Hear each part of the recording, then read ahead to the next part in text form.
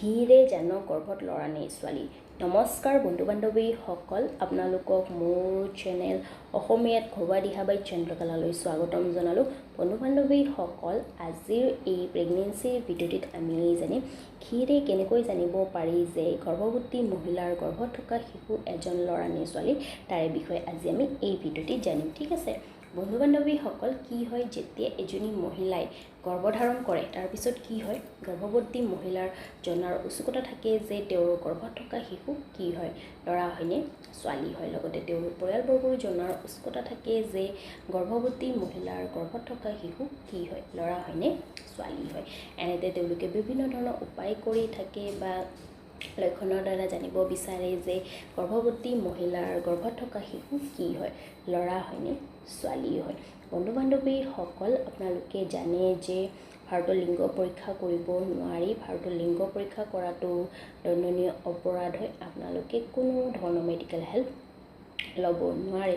কিন্তু এনেকুৱা কিছুমান উপায় আছে বা লক্ষণ আছে যাৰ দ্বাৰা আপোনালোকে গম পাব পাৰে যে গৰ্ভৱতী মহিলাৰ গৰ্ভত থকা শিশু কি হয়, ল'ৰা হয়নে ছোৱালী হয়। আৰু গৰ্ভাৱস্থাৰ সময়ছোৱাত এজনী গৰ্ভৱতী মহিলাৰ শৰীৰত বিভিন্ন ধৰণৰ পৰিৱৰ্তন দেখা যায়। শাৰীৰিকভাৱে হওক বা মানসিকভাৱে হওক বা হৰমনৰ পৰিৱৰ্তনো দেখা যায়। আৰু বন্ধু বান্ধৱীসকল, এইখিনিতে মই আপোনালোকক কৈ দিওঁ যে মোৰ চেনেলে কোনো লিংগ ভেদভাৱক ছাপোৰ্ট নকৰে। মই ভিডিঅ' বনোৱাৰ উদ্দেশ্য এইটোৱে যে কিছুমান গৰ্ভৱতী মহিলাৰ যিটো জনাৰ উৎসুকতা, সেই উৎসুকতা কম কৰাৰ কাৰণে মই ভিডিঅ' বনাওঁ, বাকী মই একো উদ্দেশ্য নাই। আহক তেন্তে বন্ধু বান্ধৱীসকল, এতিয়া আমি ঘিৰে কেনেকৈ জানিব পাৰি যে গৰ্ভৱতী মহিলাৰ গৰ্ভত থকা শিশু এজন ল'ৰা নে ছোৱালী।